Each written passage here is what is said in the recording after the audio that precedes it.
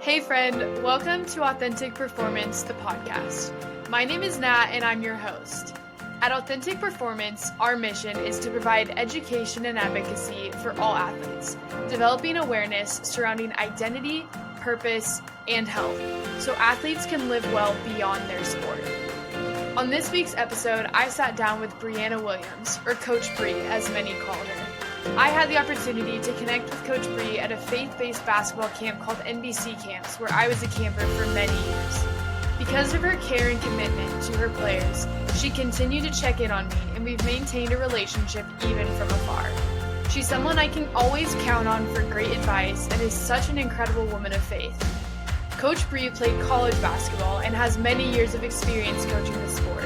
She also owns her own nonprofit, DBU, which offers mentoring and coaching programs to students and athletes. Today you'll hear about how Coach Bree has grown in her role as a coach, the role her faith plays in her coaching and in life, and some great tips for how to live life on mission for Christ. Some things that Coach Bree wants you to know about her are that she loves Jesus, people, basketball, Chick-fil-A, and sneakers. I'm so grateful for Coach Bree, and I'm so excited for you to get to experience the love she's given me over the last couple of years. I'm glad you're here. Now here's Coach Bree.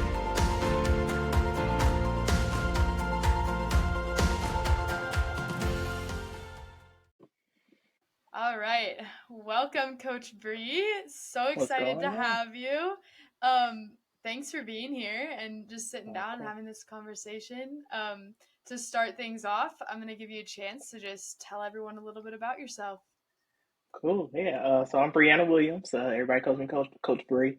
I am originally from Long Beach, California, LBC, but I am currently in Chattanooga, Tennessee. So I have relocated. But yeah, I'm a Southern Cali young lady. I always tell people the best way to describe me is I love Jesus, I love people, I love basketball, and I love Chick-fil-A. Okay, that's the best way I can describe myself. Chick-fil-A is from heaven. I believe that it's just a blessing to my life. I also like sneakers, so anybody who knows me loves I'm a sneakerhead. They know Jordans. Really, I like all kind of shoes, really, but Jordans and Nikes are my thing.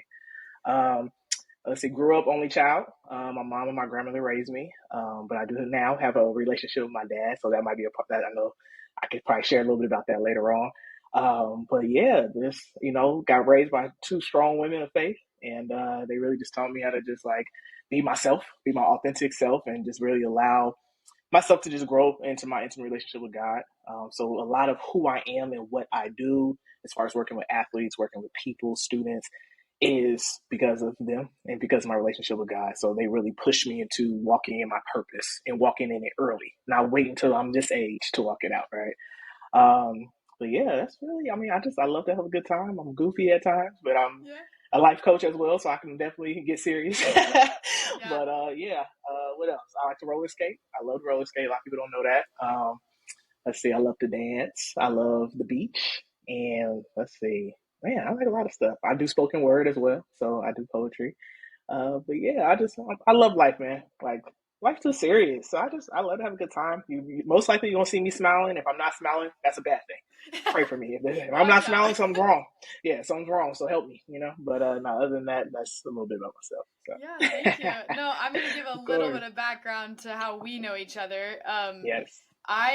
It's such a crazy story, even how this happened and that we are Yeah. even still in touch. But I went to NBC camps, faith-based basketball Mhm. camps, for so many years. I don't even know how. It Yeah. was like I just went every year. That was the Yeah. one camp I looked forward to every year.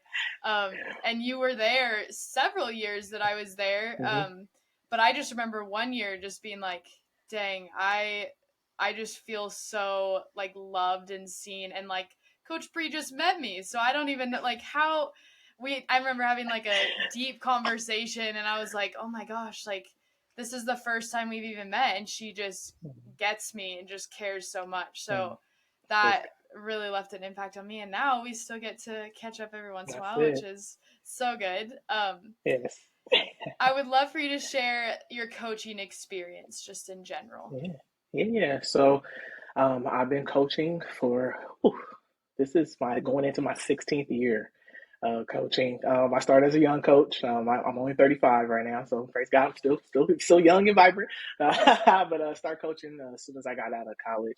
I actually started doing NBC camps my sophomore year in college. So I started down in California, Southern Cal, and then you met me a couple years after up in NorCal. But that's kind of where it started for me.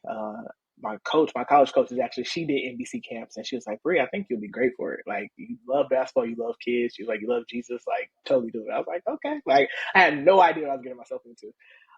But like NBC camp really gave me my first experience to coaching, and I was like, wow, like this just feels natural. You know what I mean? Like, I was like, I love the game. Like, I've always been that player to think the game differently. Um, and so to do it from a coach's perspective was very different, but it was challenging, and I like challenges. I don't run from that. So NBC really opened my door to coaching and just gave me the opportunity to just love on kids and teach the game, and share Jesus with them. And I thought that was so cool. And so from there, I started going to high school. I started coaching high school, so I was a JV head coach for a little while, and then assistant to varsity at a couple schools, and then I coached middle school for a little bit too. And then I kind of started my college journey, and it's cool because I'm like, I never really had to apply for any coaching jobs, really. Like, it was really based off relationships. So I'm so thankful for my journey, where it's like I literally knew people who were looking for positions, or they knew positions that were open, and they spoke really highly of me, which I'm so humbled by. You know what I mean? Because like I said, I didn't have to really do what a lot of coaches have to do, which is like put in applications on it. Like, I have to do that process, thankfully. But I really never really even saw myself coaching. Like, I really love mentoring kids. A lot of people told me I need to be a teacher, and I was like, I love education, but I rather deal with the heart and soul of a person. Like, I rather deal with the inside of the students and the athletes. But coaching really gave me the opportunity to challenge myself and to kind of learn me and to be able to pour out, because I look at basketball as an opportunity to share life and do life skills and to show leadership and to just work on us, like, because we're so imperfect, right? So I look at the game differently, and I love teaching the game. Like, it's not about just X's and O's to me, because I believe if you start with the players and love on the people first, they'll do the basketball will come.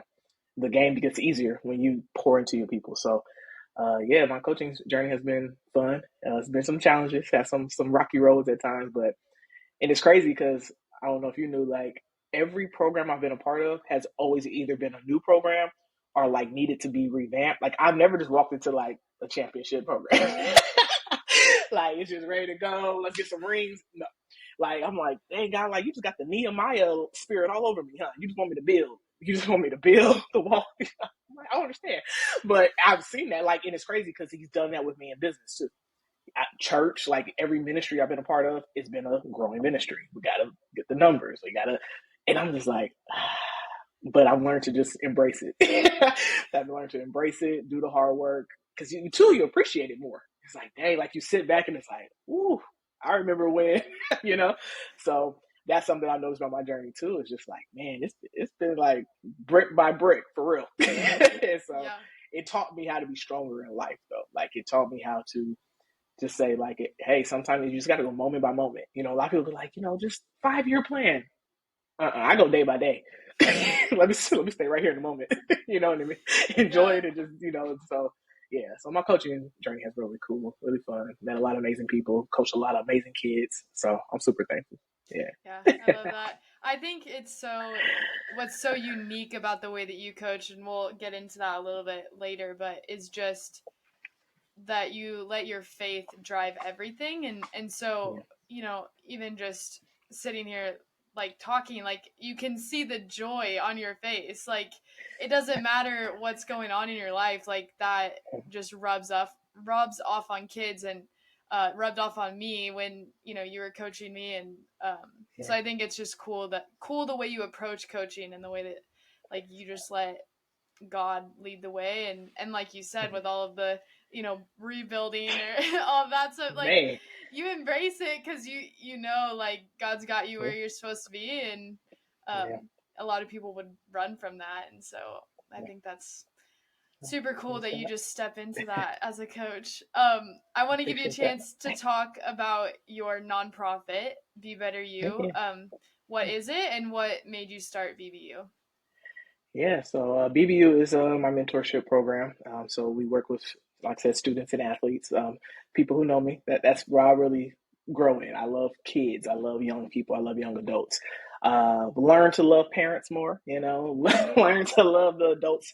And that's something I'm actually revamping going forward, is also working with people who work with athletes and students, because I've been so focused on the kids. I'm so focused on young people like you, right? And I'm just like, okay, no, I need to be trying to get to the people who work with y'all more. Like, because, sometimes a lot of my programs are like 10 weeks, or they're like temporary programs. So uh, I rather now pour into the adults and the coaches and the people who work with y'all consistently. They get to really be with you guys through and through. And so, yeah, the focus was really to help young people find their purpose early. Like I said, kind of like what I shared, like I knew what I wanted to do. Now, I didn't always want to be coaching. I always knew I'll be working with kids in some capacity. And I think once I knew that, and I knew just kind of like how God was directing me, I just trusted the process. So I didn't really care how it looked. I just knew I wanted to work with young people, and I love athletics. I love basketball.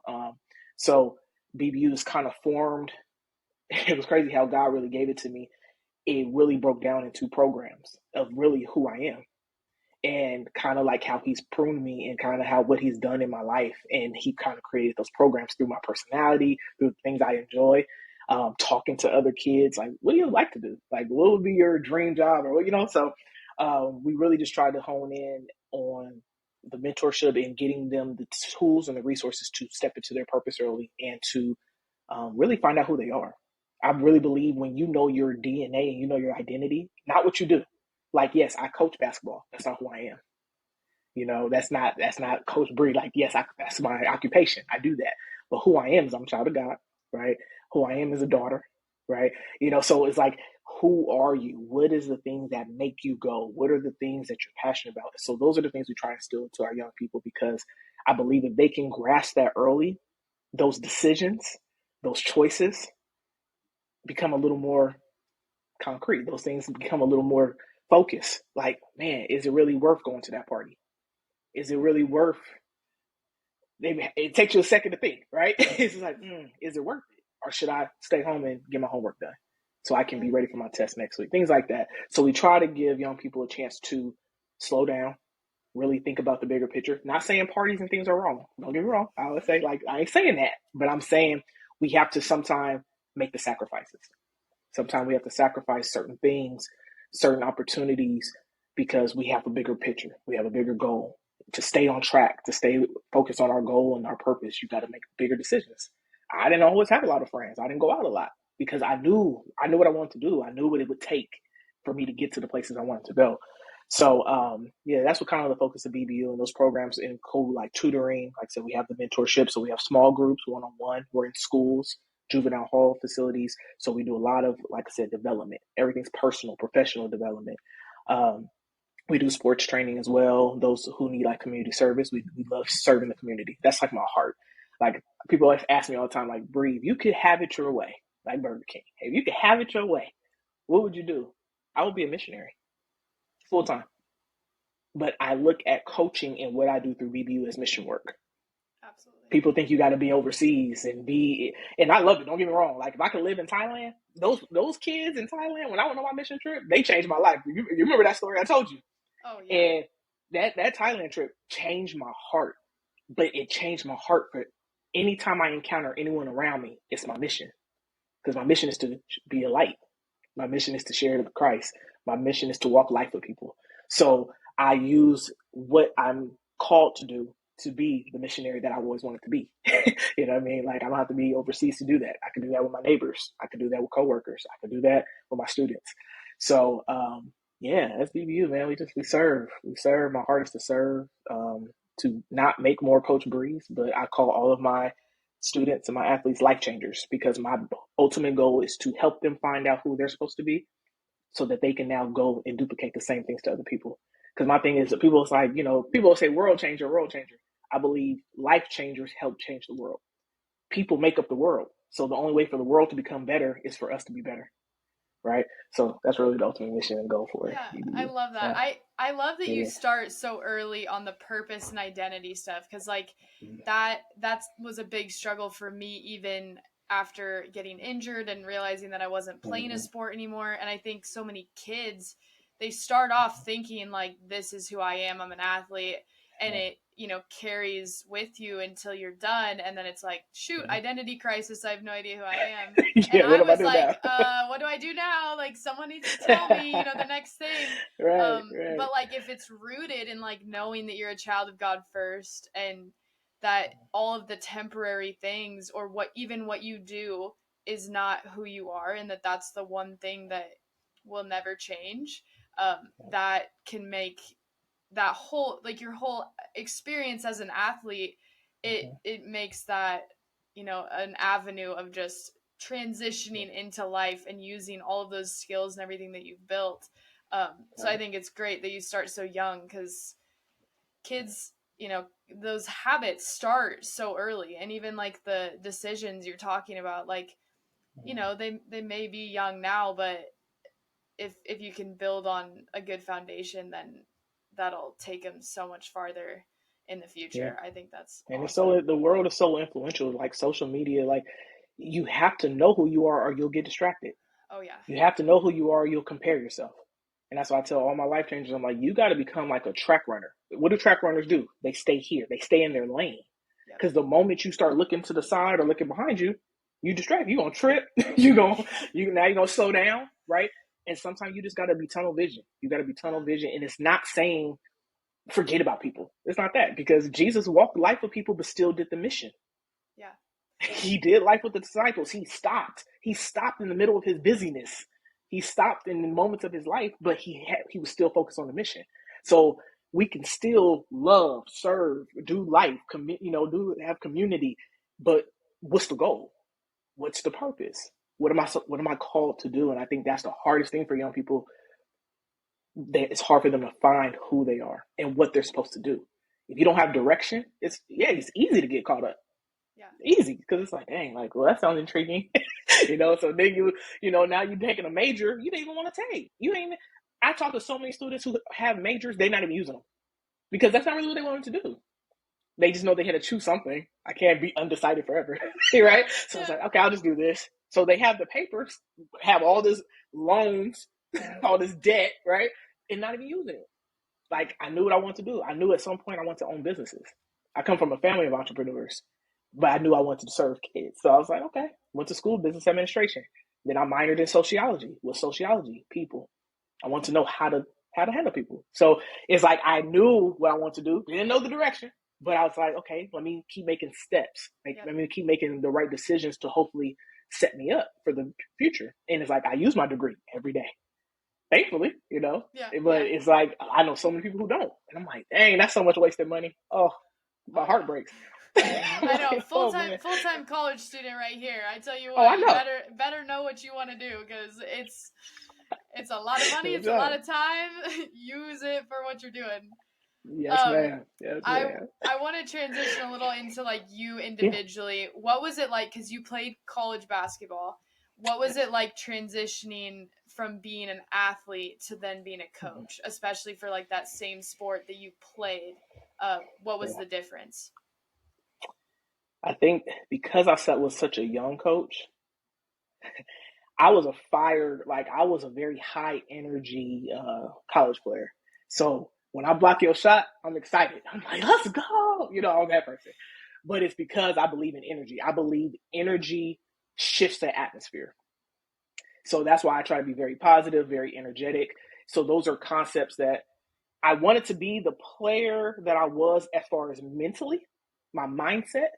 But I was like, okay, how do I turn it into coaching? Right? How do I take my work ethic? Because I'm sorry, I'm to be honest, like there's nobody outworking me on the court. It's not. Love my teammates to pieces. We all work. We all have our level of work ethic, but nobody's outworking me. I stayed in the gym. I was that gym rat. I was that gym rat in high school, middle school. Like it's always been in me. Like because I'm a person, I believe in doing everything in excellence, and that comes not only just again through my mom and my grandmother, but also because of our faith. He says do things in excellence, do things right. So I've always had that mindset that if I'm going to do this, I'm going to do it, and I'm going to give my best ability. So again, taking those concepts of my work ethic, my mindset, how I was in the weight room as an athlete, how I was on the court, how I was in practice. Because a lot of kids now, they just try to show up for games. As a coach, I can tell my players all the time, how can I trust you in the game if I'm not seeing it in practice? I need you to be a practice player. Show me what you can do in practice, because yeah, you could be a all-star, but I don't know that, and I can't trust that in the game if I don't see it every day, right? So we teach the consistency, the disciplines, and I think that's the big thing. Is I was like, okay, how do I carry that over into coaching? And that's kind of like my philosophy. I believe in defense. Like in college, I wasn't that player scoring 30 points, but I was getting 18 to 20 rebounds. I was guarding the best player, the best offensive player on the team. So my coach was like, Bree, defend. Absolutely, coach. Let's go. We're here, right? So I think knowing your role, and that's something I teach athletes, know your role. Sometimes, yeah, in high school, I was the go-to scorer. In college, I wasn't. There was other people who could score. Cool. I had to know my role, and I had to embrace it and be okay with it. To keep my scholarship, I had to be okay with it. And it humbled me, right? So it was a complete switch. Because high school, I was the GOAT, right? And then it's like, okay, you're going to be a different kind of GOAT. You're going to be a sheep. You know, you're going to do this role, you know? But it's like I had to still earn that. I had to earn that. And so that's something I took into coaching. Is I explained to my athletes, like, embrace your role. I'm not trying to limit you. I'm not trying to lower you. I'm not trying to demean you. I know where you come from. I know what you got, but I'm going to give you more tools for your toolbox, right? Because I don't like it in one-dimensional players. Like, I don't want my point guard just to be the point guard. You might need to be a shooting guard too. I might need you to play multiple positions. So I believe in adding to athletes, not just keeping them in one specific thing, but that mindset of you got to do the work outside of practice. And I believe that's the same thing we got to do in life. We can't just show up when we want to. And my thing is, if you do the work and you stay disciplined, you stay consistent, when you do show up, it's authentic. When you do show up, it's consistent, because the work you do behind the scenes is going to be the fruit that shows on the court in the game. What are you doing outside of the 2 hours of practice? You can't think you're going to shoot 85, 90% from the free throw line if you're only shooting 20 free throws in practice. You got to go get in the gym. Yep. Right? So that's something I really try to instill as a coach, is that same mindset I had as an athlete and carrying it into there and letting them know I've been here. I think that's the biggest thing. Like that's one of the curriculums that I have, is lead by example. I'm a person that I'm not going to preach anything I haven't already done or that I'm not currently doing. So I tell my athletes, like, I've been here before. I've been in your position. It's hard to show up mentally every day, to show up physically every day. And that's why I tell my athletes all the time, like, give me the best version of you. If you know you're having a tough day, I'm not that coach. I'm not going to be like, what are you doing? If you communicate, right? So we talk about life skills. Yeah. If you come to me before practice, coach, I'm having a really tough day. You know, I'm here, you know, but it's a struggle. I can show grace and empathy, and I can say, okay, whatever your best is today, just give me that. And I can help you. I can give you that push that you need. Because now, if you don't communicate with me, I'm going to be yelling at you thinking you just not going hard because you didn't say nothing. Yeah. Don't suffer in silence, you know? So those things, like, that's really, really I took, is just like, stay consistent, hard work, give your best every day, and just show up and change the environment. I like high energy practices because I don't like to be bored. I'm a very fun person. I could laugh. Like, I could work hard and still laugh. Like, they be like, coach, what? Like, I'm like, this is fun. Y'all yelling each other's names. Y'all scoring, you know? Basketball don't have to be boring. But it's like, yeah, I'm going to get on you when you don't have energy if you're not communicating on the court. So those are all concepts I learned as an athlete, and I really just try to embrace that. Like I said, as a young coach, I had to calm down. I was too energetic. But, like, I don't know how Phil Jackson did it for years. Sitting down, I remember one time my players were like, coach, we'll give you each $5 if you could sit down for at least a quarter. I stood up in probably 57 seconds. I was like, y'all can keep your money. I can't. Like, y'all driving me nuts already. So no. You know what I mean? Like, I'm pacing. I'll be on the sideline. I'll be on the court. The rest be like, coach, I'm like, I ain't talking to you. Don't worry about me. I'll move. So I can bring high energy. I love the game, man. The game's so fun. So, like I said, I try to be that way as a teammate. Just be positive for my teammates. And I expect that from my players. Like, let's have fun. Like, love the game. If you here, love it. It's not for everybody. Basketball's hard. There's a lot going on in basketball, so it's not for everybody. But it's like if you're gonna be here, give your best. So yeah, Yeah, I love that. It's like just the energy that you have though shows them like you're just as into it like as they are. So I yeah, think like I've always loved having coaches that are like even sometimes it seems like a little intense, like you're like up and yeah, everything like, but if you love the game and you want so hmm much for those players, especially like when you're an athlete and then you're like, yeah, guys, I know what you can do. Like I see your potential. I care so like that's hmm what I see is just that you just care so much. Um and so I want to talk a little bit about like I know you've said it before, like you don't consider yourself just a basketball coach, like you're a life coach. Like you care about all the things. What does that look like for you? yeah. Um, I'm big on relationship building. So when it comes to coaching, the first thing I do is I get to know my players off the court. I'll get to know you on the court. I can quickly see if somebody, okay, you can't handle the ball. So I'm not going to necessarily put you in a position, or we're going to work on it, right? So it's like you can quickly see like skill. I've been around the game for a long time. So identifying skill, that's a whole nother thing. But I'm huge on building the relationship so I can know you as a person. I look at it like an organization, and I don't know what kind of job you have now, but give an example of if a boss looks at all their staff the same way and talks to them all the same way, treats everybody just the same, and maybe that's not always positive, I would say how productive can a team really be?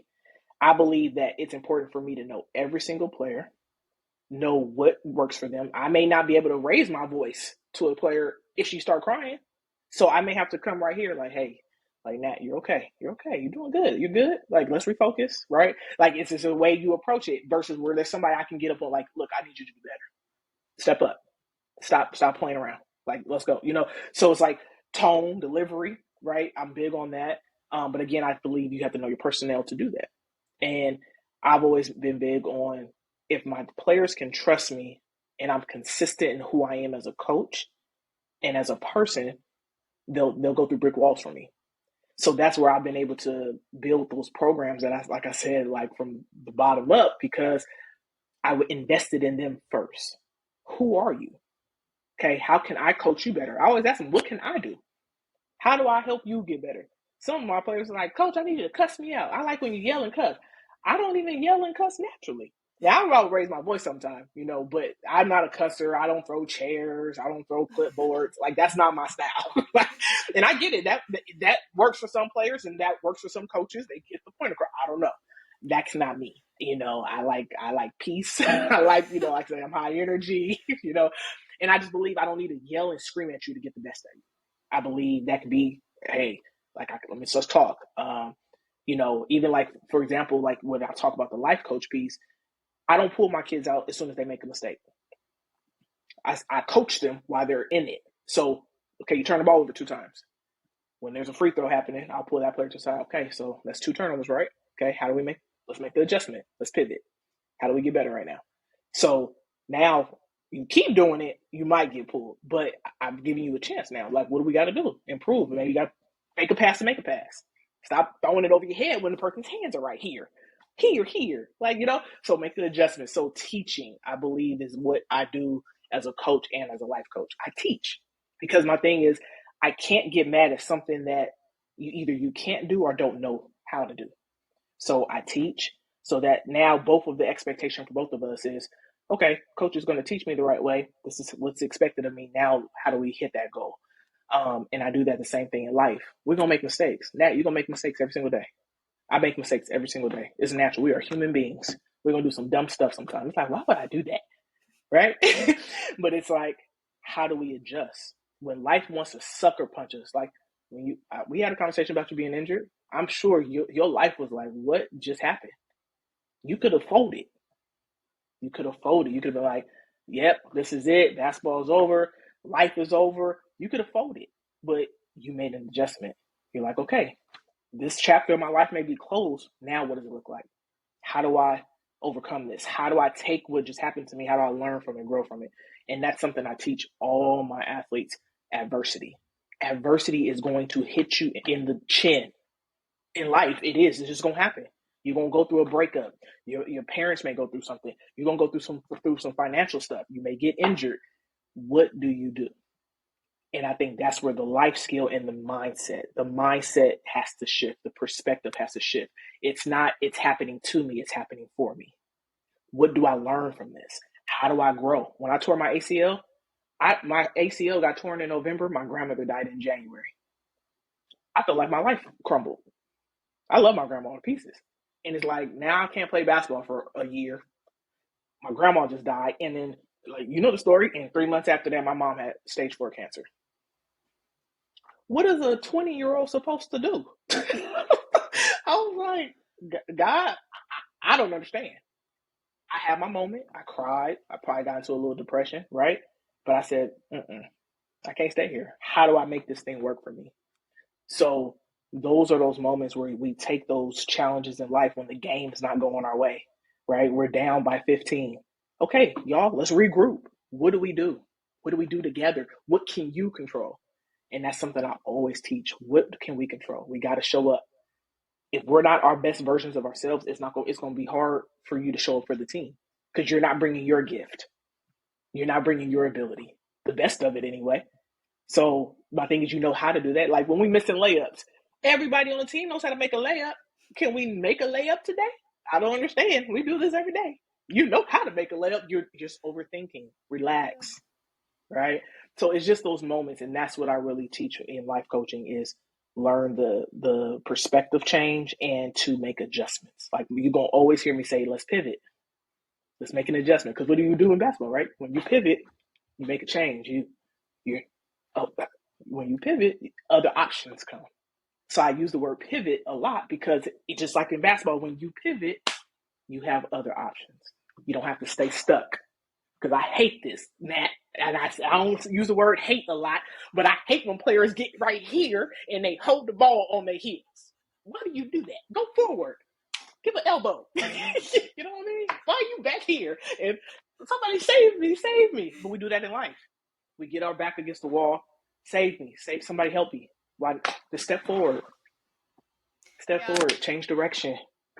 No, that adversity is huge. Like it's gonna happen to everybody. Everyone's gonna go through something. I mean, unfortunately for me, it was like, oh shoot, this is me realizing that like I've got to figure things out and readjust. And so it was not a fun transition out of basketball because I didn't have as solid of a foundation as I wish I had of just understanding that everything happens for a reason and that God had me and had the plan. Like now I even like look back and I'm like, I wouldn't want to change that for anything. Like now I'm at a school that I never would have considered had I been playing basketball still. I've met amazing people. I'm getting to do things like this that I'm super passionate about that I didn't even consider when I was still playing basketball. But that adversity, sometimes if it just hits you and you just let it overtake you, it's like then you can't move forward to what your calling really is. Like what the next thing is that God has you, doing, if you can't take a step back and realize that it's all completely in control. I mean, not in my control, thankfully. That part. I don't want the control, God. Like I'm like, you have got this. Now I've got take that. The wheel. But but realizing that it takes a bit, but I think teaching that super young is so important. And then just because all the things in basketball, like basketball is so much more than just a game. Like all of those things, like you're saying, they translate into life, and so you can use that to be a really good thing to build on for actual life, because your sport will not last forever. Like as much as we want it to, it doesn't. My body, I'm only 21 years old. My body does not do what it did even just a couple years ago. So, it's... That's why I coach. I don't be playing in no grown women leagues. I don't do that. My shoes are up, dusty. Okay? I ain't coming out. I ain't trying to make no comeback. No. I'm good. Oh, I love that. I hear you. I would love to know what some of the hardest lessons or adjustments, like we're talking about adjustments, are that you've had to make as a coach. Yeah. I would say some of the hardest adjustments is when I can give an example when I was coaching a college team, just this, not this past season, but the season before. I had 6 players, and just trying to physically and mentally get them through the season was a challenge. I love those girls. They know, like, they have Coach Briefer. As long as they want me in their life, I still check on them and still have a great relationship with them because we went through the trenches that year. Um, and when you don't have a full team, but still want to expect greatness, it's hard. Because at times I have to look back and, like, am I expecting too much from them because of the limitations? But the biggest thing, one that I knew is that God had called me to that team because at that time I wasn't even living in California. I was living in Texas, and the school called me, and I was like, I don't live there, but I mean, I could talk to them and come out there and meet them. I don't know, like, and I prayed and prayed, and all I kept hearing was like God saying yes. I just felt that in my heart, like I just needed to be there in that season. Um, I was going through my own health challenges at the time. Like it was a big sacrifice, but I just wanted to be obedient, and it still was the best decision I made because it made me a better coach.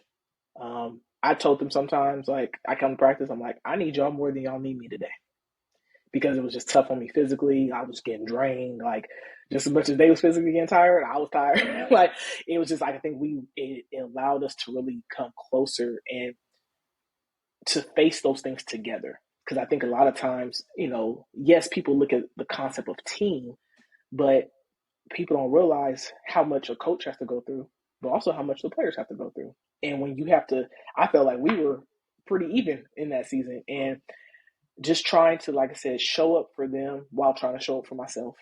Um, and getting them through probably one of the hardest things that they're going to face in basketball.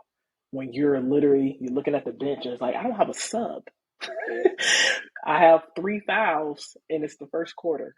Like, it's those things, and it's like, I'm like, you got to keep your hands off people. But it's teaching their teammates, yo, you got to step up and play defense. Help your teammate. Like, they shouldn't have to be in 3 with 3 fouls when you could be helping. Like, let's all step up defensively. So it was really teaching those concepts of team, sisterhood, because I've always pretty much coached women and girls, and just really coming together as a unit. Even when I know majority of them wanted to give up. I know. I even was like sitting back like, God, I don't know if I'm gonna make it. We still got 2 more months. We still got about 15 more games. Like, I don't know. Like, so it's like, but when you, thankfully I was at a Christian school at the time. So when we can come together in our faith, like sometimes I just call practice and like, yo, we just need to be with each other. Like, forget the basketball gonna be there. Y'all not losing the skill in one day. Like, everybody take a rest day. Like, I believe in mental health, and a lot of my girls were going through a lot of mental health stuff, and so being available for that. There's times they were in my office till 2, 3 o'clock in the morning talking. We're praying. We're just crying, like doing life. And that just always goes back to, like, I feel like that's just how Jesus was. He was available. Like, he knew the disciples were gonna mess up. They messed up so much, like, but they were still used, and that's something I told my girls is like, regardless of your decision making, regardless of your mistakes, regardless of what's going on, God can still use you. He can still use you to be successful in this season. Like I said, it's not about the wins at this point. Nobody expects us to win anyway. We got 6 kids. What we gonna do? What we gonna do? Like, we can only do so much. Like, we're literally David and Goliath. Every day we show up as Goliath, and we're little David with our sunshine. Like, we're just trying to make it. We're trying to make it make sense. Like, so I'm like, there's no expectation. And I told him, I said, take that pressure off. I said, I'm demanding excellence because I know what life is going to do to you, right? And so as a coach, that really I had to find my balance of like, okay, am I pushing too much? But we're still pushing enough where they get it, right? Um, and then, like I said, just showing up, like trying to create a game plan for 6 people. Like, we couldn't even have full practice because we couldn't play against nobody. Like my coach, my assistant coach, me, like we out there with chairs. Chairs was defense. Chairs was the 2-3 defense, and then we was the other bodies. It's like, what do you do? You know what I'm saying? Like we really were trying to make the best out of a crazy situation, and that just taught me so much. I'm just like, man, I had to pivot.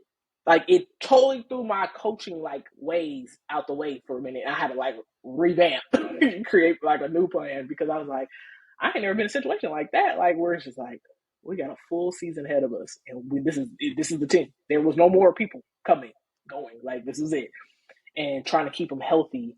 So like I said, there's days, I mean weeks we may have only had 2-3 days of practice, but to keep their bodies, I had to look, rest today, do nothing, go get an ice bath, don't pick up a basketball because it's like I have to preserve you, right? And hey, sometimes like if they're behind on homework, go do your homework. Please go do your homework so you can be eligible because we can't lose no more people.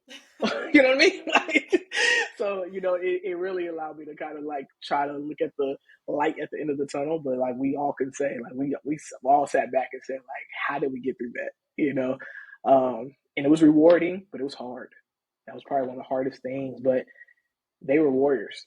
Those young ladies did something for me, and I think they did something for each other that they'll never forget that season. I'll never forget that season as a coach, and I believe that it prepared us for so many things in life. Like when you feel like you don't have anybody, when you feel like you're alone, when you feel like this is not what I had in mind. Like we all have a plan, we all have goals, and when it's tweaked or when it's redirected, and God says, "No, you thought no." What do you do? And that's one thing that I told him. I said the biggest thing I told him in our banquet at the end of the season. I said, "I'm so proud of you because you didn't break. You bent. You were folding a little bit. Y'all could have said, Coach Bree, thank you for making the sacrifice, but bye." I said, you guys did not break. And I said, because you got through a whole season without completely folding and throwing in the towel, you will forever be able to fight life in a different way. And I told him, I said, that's the most rewarding and beautiful thing you'll ever get because now you know how to fight. You know how to fight for peace. You know how to fight for joy. You know how to ask the Holy Spirit for strength to get you through. You know how to depend on people when you really may not even like that person at the time, but it's like, yo, I need you right now because we don't have anybody else. Like, I need you to.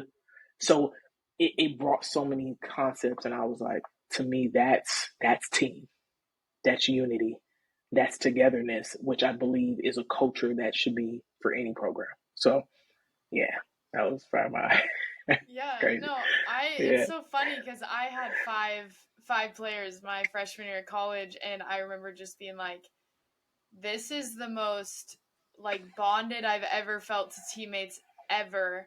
Mm-hmm. But it was also just I think I could learn a lot from that to take into other teams too, because it's like Right. if Yeah. you have a whole squad, like that's great. Now you get to like breathe every once in a while, but Right. Right. like just depending on your teammates, like you realize you have to. It's like we should be trying to do that in every team, but when you have no other choice but to depend on That's it. your people and that like endurance Yeah. too, like we started practice I think September-ish and we didn't play a Okay. game until March because this was during COVID, and so I was like, Oh yeah, I remember you telling me that. That's man, crazy. like this has been the longest practice season of my life. But it prepared me for so much more than just Yeah. basketball, like the Right. patience and the trust in God Yeah. and in my teammates and in my coach. Like, I mean, we went through it all together. Like, it sounds like a very similar situation. Like, Yes. you learn a lot when you're Yes. in that situation. Yes. But yeah, I don't even know what else to say. It was Yeah. I a wish that time, upon but nobody. yeah, Yeah. I I wish that know. upon nobody. Even though I learned a lot, don't want to go back to ever having five players. Try to fill your roster. Like it, you'll Absolutely. be grateful. Um, Absolutely. yeah, I want to give you a little chance to share just a piece of your testimony because I know like that's a Yeah. big piece of who you are, and just in everything that you do. So, just Yeah. short version is I fine. got But you. how'd you I find the got you. Lord, and what does it look like now? Yeah, yeah. So for me, like, a lot of people who come to Christ have like this, like they've been through some stuff. I literally got saved at 12. I got baptized at 12.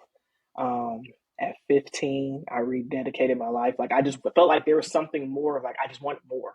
Like I want to do, and it's more of a concept of I want to do more for God. So even as a sophomore in high school, I was like, how can I be obedient to you? How can I please you? And so I kind of just redirected, and then I went on my first mission trip with my church at that time.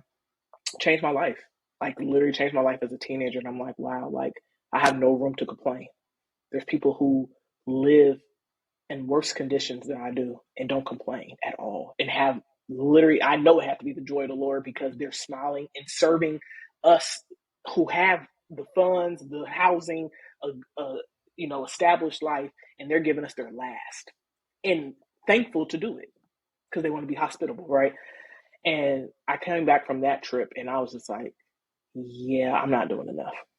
Like there was just something that I was just like, God, like I want my heart to break for the things that break yours. I want to serve and see your word that you said is the living word come to fruition every day. I don't want to have to go on a mission trip to see you move. I want to see it here. And so for me, I had a very strong, faithful grandmother who prayed, and she's the one that kind of like, got my mom and I into church. And then my mom really started changing her life around, and in her late 30s, and really just start like breathing, we're gonna do this. So as a family, I come from like I said, faith-based family. Um, but yeah, like I've just always had a heart for Jesus. Like I don't know, like I said, I didn't have anything traumatic happen. I didn't go through a whole lot of crap to get to him. It's just when I really stopped just hearing about him and got to know him intimately, it changed everything for me. Because it's like that's when I found out, oh, this is who Bree is. Because if you really look at the word and how he describes us as his children, like I said it on a live, I do a Bible study live for an organization I'm a part of, and I told them, I said, there's a level of confidence in God that I have that I literally every day walk in my dominion and authority. Because I truly believe when I wake up and I put my feet on the ground, the devil trembles. I believe that every day that I choose to be obedient to him, the devil's upset. And I believe that when we walk in our dominion and our authority and our power, and the answer is already yes for us. We just got to find our journey, find our way. We're favored. Like I've been so humble and grateful for how God has favored my life. But I think it's because I constantly choose him. I choose him. And it's like he made the greatest sacrifice. He died for us. When I really got that, like, yo, he died on a cross for me. Like, for all my foolishness and anything that I'm about to do or have done, he did that for me. The least I can do is live for him. So I'm like, if he died for me, the least I can do for him is live for him. And so when I got that concept, my life has from there counterparted because everything I do is through my faith and through my love for him. I fear God. A lot of people are like, oh, yes, I fear God, but I love him more. I fear him because I want to be obedient to him. I want to be pleasing to him, but I love him. I love him, and I just want him to be proud of me as his child, just like I want my mom to be proud of me, just like I want my grandma to be proud of me. And so it's like, yeah, I, I choose this life all day. It's hard. walking in faith is hard. It's a different level of accountability, but I would never change it. I'm so thankful to be a child of God. So yeah. Yeah, it's a sweet testimony because you you hear about the big like life altering events and everything, but even Mm-hmm. like I have a similar kind of, I mean, I had a like with my injury, that was where I really just like decided this Mm-hmm. is for me, like I have to really go all in. But I did grow up in the church, so I was around it. Like Mm-hmm. I knew of Mm-hmm. Jesus. I wouldn't say I knew Jesus at that time, but Yeah. it is sweet when it starts early and just, I mean, not that there's not bumps and Absolutely. changes that occur, but it doesn't always have to be a huge thing, Yeah. even though those are Yeah. sweet stories too. Absolutely. I Absolutely. would love to hear about what it looks like to share your belief in Jesus with players specifically. I know like Mm-hmm. NBC is really cool because that's a Yeah. big piece of that camp and what you get to do. But what does that look like daily or in past roles you've been in? I think the biggest thing for me and how I share the gospel with whether that's my players or just people in general is being authentic and being myself. Um, I know a lot of times you'll see on social media or you'll see at certain churches, it's like, how they kind of get people to come to Christ is like, hey, if you get on the freeway today, you might not get off or whatever the case is. Like they like you want to be saved. Yes, you want to be saved, right? But my thing is, I believe in being transparent about the journey. Like, and I'm big on, like I said earlier, the concept of leading by example. So my thing is, it's easier for me to have the conversation if I live a certain way. If I'm constantly living the best way I can according to the word, because at the end of the day, as Christians, as believers, we're supposed to be being examples of Christ. So I'm very big on how I live my life. Who do people see when they see me? Do they see someone who's always complaining, down and out, depressed, frustrated? Have those moments? Absolutely, but that shouldn't be my lifestyle. So, and that's something I always teach is choosing God and choosing the faith. It's not a hobby. It's not something you just like, oh yeah, I just want to do it today. Like God is not a genie. Like he wants to bless us. He wants to take care of us. He loves us. He forgives us. But I think a lot of us operate like that. We operate like he's a genie and he's just supposed to show up when we open our mouths and pray. But when things are going good, we don't really bring him in, right? We're not consistent in our relationship with him. And so that's something I always teach is the first thing is you got to have a relationship with him outside of your parents and outside of the church. You can't only be fed on Sundays. You can't only be fed on Wednesdays at Bible study. You have to be willing to get into your word on your own time. Make a sacrifice. You make a sacrifice to be on social media. You make a sacrifice to go hang out with your friends. Having a relationship with Jesus is the same thing. It's a relationship. So that's the biggest thing is I try to be the example. I try to be the light. I try to be who I am, show a different level of joy through the adversity. I'm very transparent about my adversities and the hard things in my life. I don't just share the good things. I share when like, yo, this has been a tough week. Let me tell you. Or, man, like my mom and my grandmother died from cancer. That thing hit me. I was transparent in those moments. Like, so they believe in those hard times through those transparency. And I know it's hard to be vulnerable. We live in a society where being vulnerable is it's not okay because people will throw things back at you, right? It's a trust thing. But I don't really care. I don't really care how people feel about me nor what they think because I've been through my stuff and I know who I am and I don't care. Like, whatever, feel how you feel. But I believe when we're transparent and we can be our authentic selves and we can really show how God has showed up in our life, it makes the transition to share about the gospel that much easier because now they're intrigued. Like, how did you do that? Now you can show. Now you can teach. And I believe that's really how I approach it. I don't really Bible beat people. Like, I just build relationship. And I believe that's what Jesus literally did. He just started hanging out with people and started talking to them. Like, that was it. So I believe when we stop making sharing the gospel so complicated and we simplify it, I believe we can win more souls. And so that's just really what I do. I just build relationships with people. I keep relationships. Like, I've known you since you were little. And we still have a relationship. Do we talk every day? Absolutely not. Life is life, right? But you always know you can call me at any time. I always told you from the first time I met you, I said, Nat, if you need anything, call me, hit me up. Hit me up. Anytime you hit me up on Instagram, right? So it's like those are the things that I believe that we're supposed to do in our faith, and that brings people to the kingdom. When we can love people, forgive people, accept people, we're so judgmental. And that's just, I think that's something I really strive on is I never want anybody to feel judged by me. I don't have a heaven and hell to put you in. I'm just Bryana. I'm trying to figure it out too. Like, I ain't got no room to say nothing to you. But I want to see people win. And I want to see people win for the kingdom, and I want to see people win in life. So that's why I'm so passionate about what I do and who I am with people, because there's so many inconsistent people. There's so many people who are out to hurt people. And it's like, that is just like not the heart of God. And so every day I wake up with this expectation of God, I want to be more and more like you. I want to think like you. I want to speak like you. I want to act like you. I want people to experience you through me. It's not about me. I'm just the vessel, and I'm a willing vessel. So I say, I humble myself every day. I'm like, Lord, I humble myself. I step back. I decrease so you can increase. That's my prayer every morning. Let me step back so you can show up.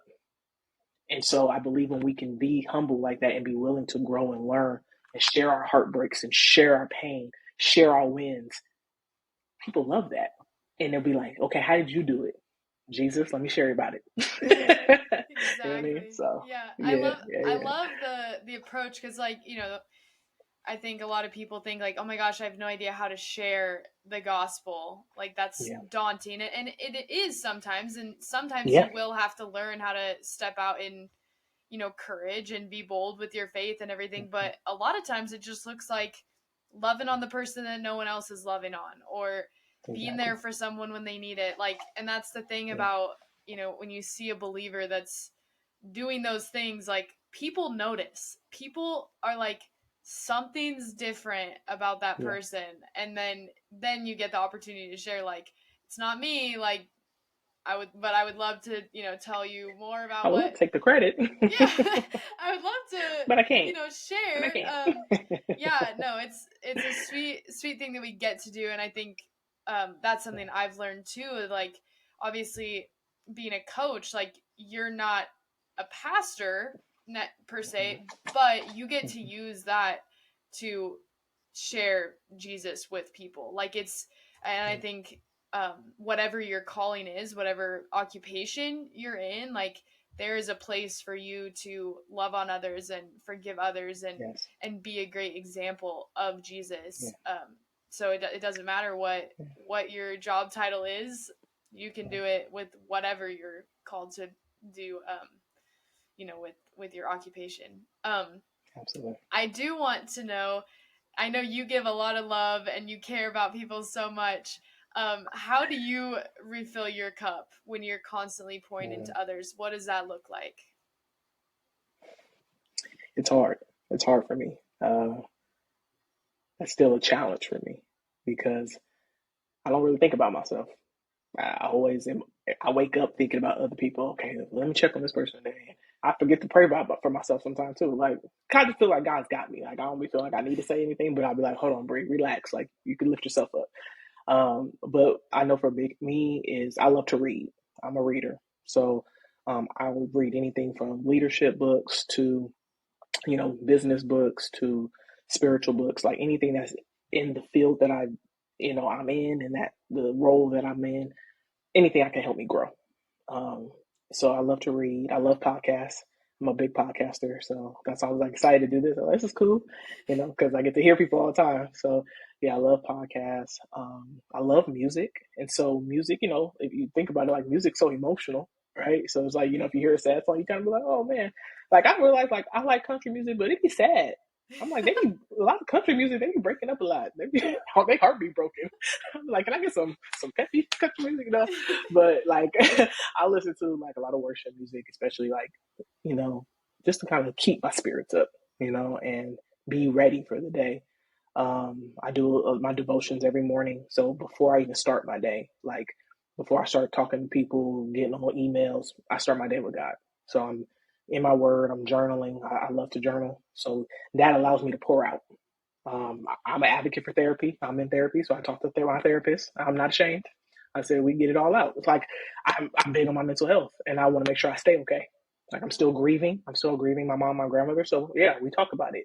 So um, those are things I do for myself so I can continue to show up and pour out. Because there's sometimes like you'll see like the last few months on social media, I took a break because I was like, I don't think I really have anything to say right now. Like I'm not that person. I don't feel like I gotta post every day. I'm just not that person. I'm not trying to be famous. Like what the message is for is for who it's for. Like I don't care. Like I don't feel like that need. I gotta post. I gotta because my thing is just like I am. I'm a person. A lot of people see me and they're like, "Brie, you're so extroverted." I'm like, actually, I'm super not. I will sit in the corner in a couch with a book with my blanket and be quiet. Like I'm a selective speaker, so I speak when necessary. And I believe that when I do speak, I want to speak with wisdom, intentionality, and purpose. So that's why, like, I take my personal time and my space very intentionally, like, because I'm like, I want to make sure if I do say something, it's effective. I want to make sure it's impactful, it's transformational. Like, I don't want to always say, like, I'm not a motivational speaker. I want to be a transformational speaker. I want to, when people hear me speak, I want it to be Holy Spirit led, one. And two, I wanted to make them think to where they want to make a change. Because I feel like that's what people want to do. They want to be hyped, but it's like that hype only lasts so long. Your life don't change. You may get excited for a second, you'll start, but you never finish. So I always believe when people hear me, I want them to think, okay, what do I need to do? And now they're really striving. They're hitting goals. They're getting into their purpose. And so that's why I try to be very intentional about speaking and making sure I am poured up, filled up so I can pour out effectively. Yeah. So those are some of the things I do. So good. Well, I know we could keep going on forever. All day, man. You got so much wisdom. I mean, I just love praise God. love getting to chat. But I'm gonna wrap it up with the last question. Everyone gets to answer this one. So, what does it look like for you to live authentically? Learning to be myself so I can continue to live as myself. And that's the biggest thing. I finally know exactly who Bree is. I know exactly who Bryana Williams is. So I can show up every day not feeling judged, not feeling like I'm not enough, knowing that I'm valued, knowing that I'm worthy. And it took me a long time to find that. I was a kid who didn't love myself. Like I never looked in for years. I didn't look in the mirror because I didn't like myself. And you know, I had a mom who had high expectations of me. She wanted me to be this girly girl, and I was like, "Mom, I like jeans and Jordans. I don't want to wear pink and tutus. I don't like that's burn them. You know what I mean?" But it's like I had to learn to not live to please others, and I did that for a long, long time. And when I learned to live for Bree, and when I learned to fully live for God, and I learned to live in my true self with peace, knowing like, yeah, you still got room to grow. Like it's not the, oh, I made it, I've arrived. It's the, no, this is who I am so I can live my authentic self. This is exactly who Bree is. I'll make adjustments as needed. I'll continue to grow and learn, but I know enough of who I am to walk that out daily and to advance that version of Bree, right? And so I think when we can learn to not people please and we can learn not to compare and we can learn to not let people's labels that they put on us or sometimes even the labels we put on ourselves make us who we are, you can't be nothing but authentic because it's you. So if you feel like you're weird, be the best weird version of you. That's what I tell kids all the time. Like people call you weird, own that. Whatever, be yourself. If you goofy and you want to wear mismatched clothes and you want to have your hair different color, be you because somebody needs that version of you. We can't all be the same. We can't all look the same. We need to be our authentic selves because there's someone that needs us. There's someone that needs you, Nat. There's someone who needs your journey, your story. And that's what I always reminded of the Bible. Like I said, the disciples was some characters. Okay? Like they was doing some weird stuff. Murderers, adulterers, like, but God used them, fine-tuned them, gave them some tools and resources to get better. But when they learned to walk in who they are and who God has called them to be, they were able to be used effectively. So my thing is God can use us no matter who we are and what we've done, what we've been through, what has happened to us. A lot of people think they're not worthy because of trauma and their abuse and whatever the case is. That's your story. And so that's what's made me who I am. I've been able to share my story authentically. People know my mom, my grandmother. That's a core story in my life because it did something to my heart. I still think about them and cry. I miss them. Like those are my people. And I feel like when I lost them, I lost a lot of me. But I realized no, who they were in my life and what they instilled in me is me. So our stories are our testimonies. Our pain has purpose. Like you already know the story. The pain has purpose to it, and our purpose has people attached to it. So we have to go through some things, and we have to be okay with sharing our stories so people can be like, oh, okay, I got it. I can do it too. You know what I mean? So, yeah. Yeah, I love that. So good. Well, thank you so much for being here. You're such a blessing, and I'm so grateful for our relationship and just that you're willing to share with others. So, thank you. I love you. Thank you for having me. I appreciate you always. Thank you so much for listening to the podcast. We would love to hear what you found valuable in this episode. So please DM us on Instagram at Authentic Performance or leave a review. They're super, super helpful for us. We're so thankful that you're on this journey with us and want to invite you to be a part of the Authentic Performance fam. You can check out more of how we're supporting athletes at theauthenticperformance.com. Also, let us know what you want to hear on the podcast next or who you want to hear. We appreciate your feedback and want to give you the best possible resources and support. In the meantime, think about how you can live authentically. See you next time.